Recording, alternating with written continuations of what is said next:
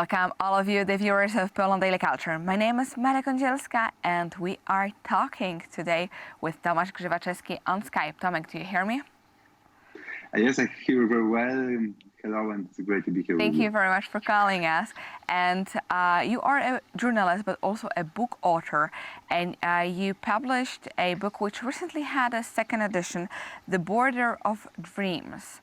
And this is a book about post-Soviet countries and the realities of those places and how people live there. And what does it also mean for the empire to fall, and how basically the Russian cultural civilization treats people and around it. So tell us a little bit, what countries are you talking about in the book? This book is focusing on so-called unrecognized states or quasi-states. So the entities, political entities, exist in the reality, but they were not lawfully recognized by international community. And there are a few states like that in the post-Soviet region. Namely speaking, this is Transnistria and Moldova, Abkhazia and South Ossetia in Georgia, Nagorno-Karabakh in Azerbaijan, and the newest of them, so Donetsk and Luhansk People Republic, created in 2014 in Donbass, in Ukraine. And all of these entities were created by Russia, in fact, to pave the path of rebuilding Russian empire. And by going there, I was trying to show the common day-to-day life of its inhabitants, but also I was trying to show how Russia is still influencing the former Soviet states, trying to rebuild the empire. And tell us, so when we're talking about the ghost states and people, so people who live kind of without their identity because they have passports, but those passports don't allow them to travel too much. And they, they are somewhere, I would say, in the middle. And tell us, how did you find those stories and why did you choose this topic? Was it by chance? Was it by traveling? Or how did you discover all of this? I am a graduated lawyer, and I was pursuing my master's degree in public international law. And when studying, I got interested in Transnistria. Transnistria is an unrecognized state in the territory of Moldova.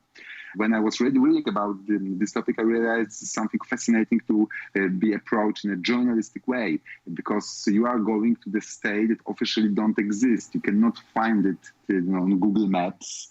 You cannot find it in an official map, but you are going there, you are encountering border posts. When you are entering inside, you can find out that there is like a house of parliament, there is a president, there are military forces. So all the attributes of real states, even though it is a ghost state. It was also fascinating to talk to the citizens of such an unrecognized state, who knows that they officially don't exist, but they're still trying to pursue some kind of normal life, and they are trying to search for their identity, even though very often it's like a very twisted identity. For instance, in Transnistria, there are living Moldovan people, Ukrainians, Russians. The current Transnistrian identity is something totally artificial, and they are holding this passport, which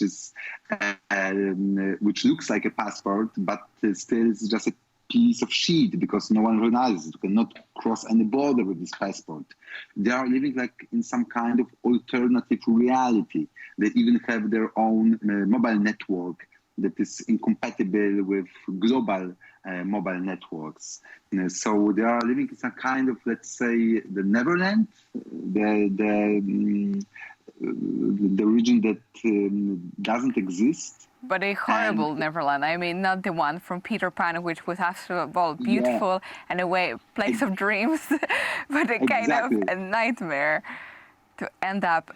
But all of this is extremely interesting, and I think that not a lot of people realize that this horror of ZSRR and the communism state and Russia is still, didn't stop, but it still affects people in different countries and still is some kind of ongoing by bringing them to such kind of state of dream of where they cannot have normal careers, job, when they usually live in very poor circumstances and they have hard situation with their own identity. So to all of you, the viewers of Poland Daily, we strongly invite you to read the book of Tomasz Grzywaczewski, The Border of Dreams, and stay with us for another episode because we'll continue this topic.